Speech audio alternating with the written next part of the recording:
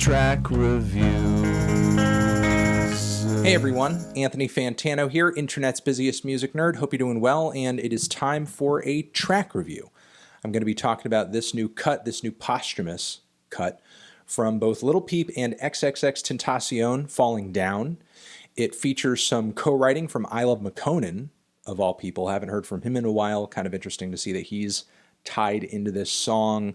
Maybe in its infancy he would have had some performative input on it, but it seems like it's been narrowed down to the two biggest names that are essentially going to drive a whole lot of attention toward this track. Also features some co-production from Mike Will Made It, and is coming out under Lil Peep's name, but also Columbia is tied into the whole thing too, so there is a major label connection here. And as far as the timeline of the creation of this track, from what I've read about it, it seems like Lil Peep had passed away, then XXXTentacion was taking part in the recording of the song. It's not like they collaborated in the studio together in person, is essentially what I'm trying to get at. So let's give the song a listen. Let's give it a try. Let's see what exactly this posthumous track is offering and go from there.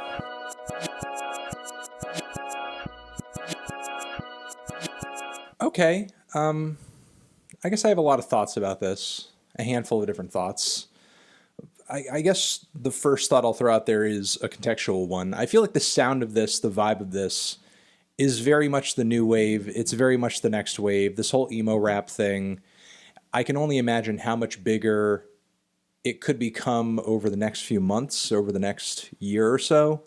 And then on top of that, how much bigger it could have potentially become if these two were still alive and still kind of pushing the narrative in this direction.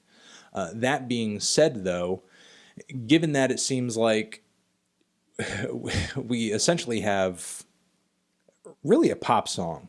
It's barely a rap song. Yeah, it's pretty much just a pop tune, which to me sort of says like it's really kind of coming full circle here. It's got kind of a peppy beat with somewhat bright instrumentation, but with some moody melody, some hand claps in the percussion.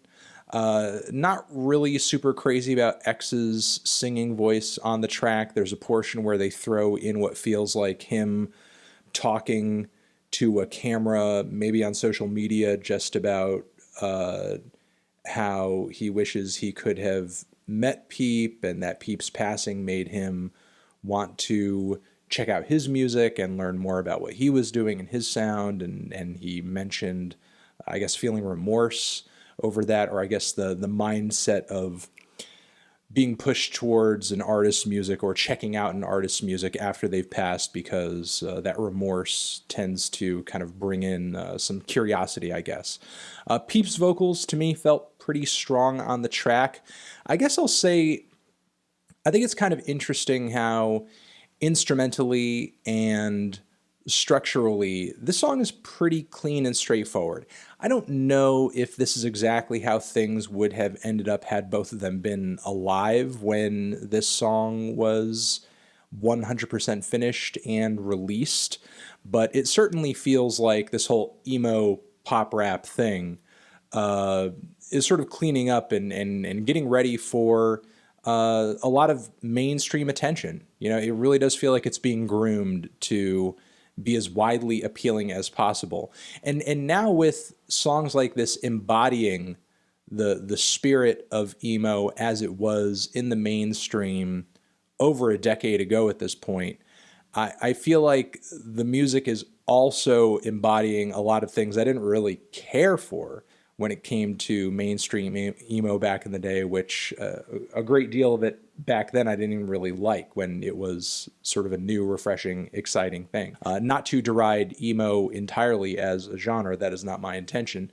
And there are some tracks and artists who I either enjoy or sort of expect big things from when it comes to this new wave within the rap community. Juice WRLD, namely, is a prime example of that.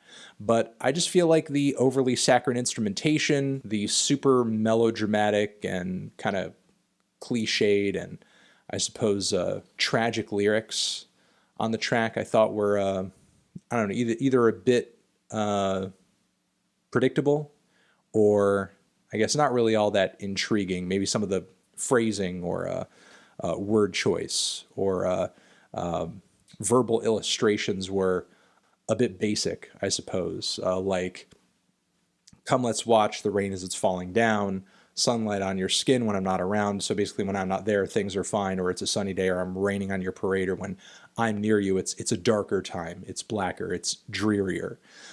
Shit don't feel the same when you're not around. So come let's watch the rain as it's falling down. Not lyrics that really excite me personally. I would like to think that, again, if this track was finished when both of them were still around, that there would have been a bit more to it, a bit more meat on the bone, as it pretty much just feels like an overextended hook with X kind of singing for a little bit. Then they throw kind of a narration tribute from a bit of social media somewhere, toss that in there just to pad the track out so that it doesn't feel like just a random 2-minute cop out.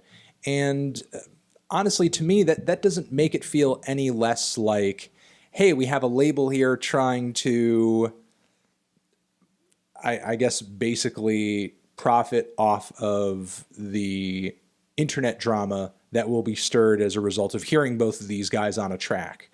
It just kind of feels like the corporate machine tossed this thing together and released it. I'm going to leave it at that. Those are my thoughts on the cut. What did you think of the lyrics, the music, and essentially the decision to release this track? Throw that down in the comments. Over here next to my head is another video that you can check out. Hit that up, or the link to subscribe to the channel. Anthony Fantano, XXXTentacion, Lil Peep falling down forever.